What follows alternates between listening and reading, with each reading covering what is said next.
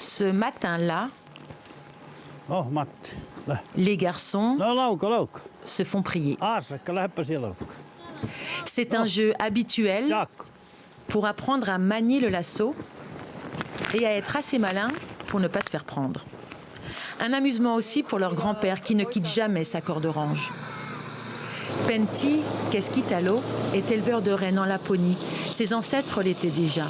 Lui revendique son origine sami, l'un des derniers peuples aborigènes du Grand Nord. Combien possède-t-il de rennes? L'éleveur dira seulement qu'il en a jusqu'à 4000 au printemps quand les petits sont nés. La plupart des rennes sont dispersées dans les collines à 40 km. Là-bas, il n'y a personne, aucune habitation, aucun dérangement. Les rennes ont besoin de calme. Ici, il y a trop de villages. Alors Pentti ne garde que les bêtes destinées à l'abattage. Les éleveurs suivent traditionnellement le rythme des saisons, mais les temps ont changé. Les temps sont durs. La neige est très épaisse ici. Il faut des rennes costauds pour gratter et trouver la nourriture. Et il y a 1 mètre de neige et tout en dessous,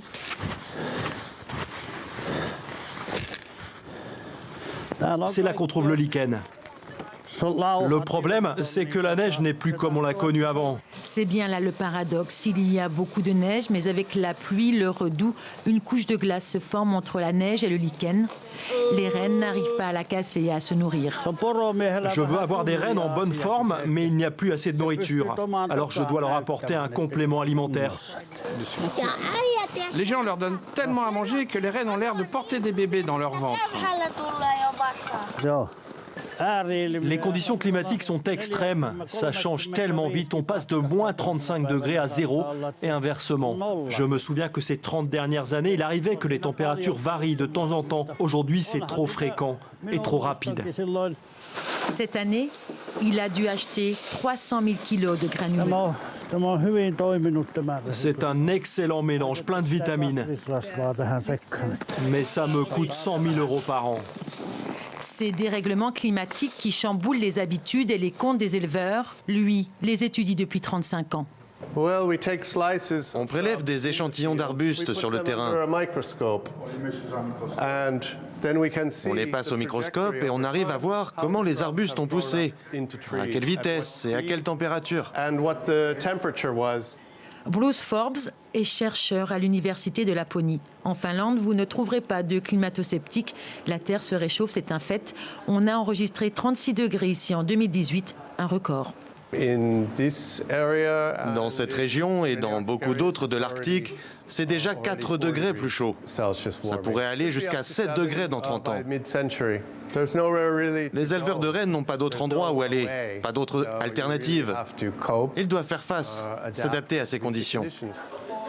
S'adapter, dans cette famille, on a déjà commencé à le faire. Pentti a 4 enfants, tous éleveurs, et 17 petits-enfants qui le deviendront probablement. Dans le fond, les jeunes ne veulent pas quitter cette région de la Laponie pour faire autre chose. Ils veulent être des éleveurs de rennes et rester ici, même si c'est très difficile. Calais est l'un d'eux. À 16 ans, il est en formation professionnelle. Calais sait qu'il devra exercer une activité en plus. Impossible désormais de vivre uniquement de l'élevage. Et là, sa grand-mère est chauffeur de taxi. Elle tient aussi un petit café dans le bâtiment d'à côté pour les touristes de passage. Je vais chercher des aides, des soutiens économiques, ici dans la région, mais aussi auprès de l'État finlandais. Au cours du temps, les éleveurs samis se sont toujours adaptés aux évolutions, qu'elles aient été imposées par la nature ou par les hommes. Mais avec la pression immobilière, l'expansion de l'industrie forestière et le changement climatique, tout va trop vite. Ils se sentent dépassés, abandonnés, comme si personne ne se souciait de leur existence.